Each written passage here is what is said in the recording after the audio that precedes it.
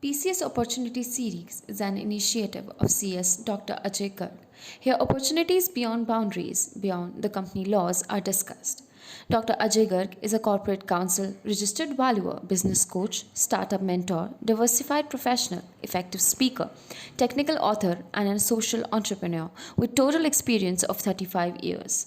He is also MA Economics, MCOM, MBA, FCS, LLB, PhD, IBBI registered valuer, qualified insolvency professional, and independent director. He served as director of Corporation Bank. He has authored 3 books and 4 titles is under print. The purpose of this initiative is to connect young practicing company secretaries with new opportunities. He can be contacted at 9811 386 723. Email ID ggcorplegal@yahoo.in. Welcome, good morning. This program is for practicing company secretaries, and today we will talk about IEC code. Company secretaries opportunity series has been started so that company secretaries in practice can get connected with various other fields in addition to company law.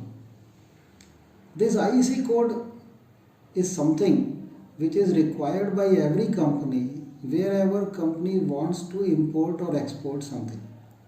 And do you know that this IEC code works as a passport? And very recently changes have been made in IEC code guidelines in foreign trade policy.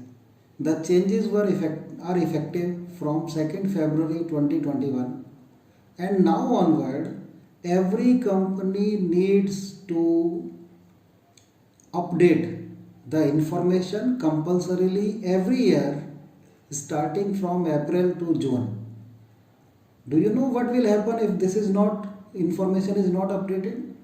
Remember, if information is not updated, then that IEC code will become deactivated. There may be a question in the young mind that if there is no change in the information, do still that needs to be validated whatever information has been filled earlier? Answer is yes. Even if there is no change, this is compulsorily time-based compliance that earlier information needs to be validated between 1st April and 30th June every year. Now see, I see this change as very big opportunity for company secretaries for the simple reason that IEC code now getting in dynamic mode.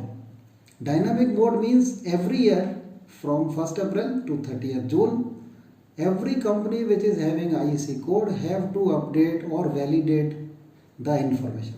If not done, then this IEC code will become deactivated. This is opportunity to get connected not only with FEMA but with export-import policy, with FTDR Act, Foreign Trade Development and Regulation Act, so that company secretaries can grab opportunity and can expand their practice in the field of IEC code. Thank you. We will meet again soon. Thank you.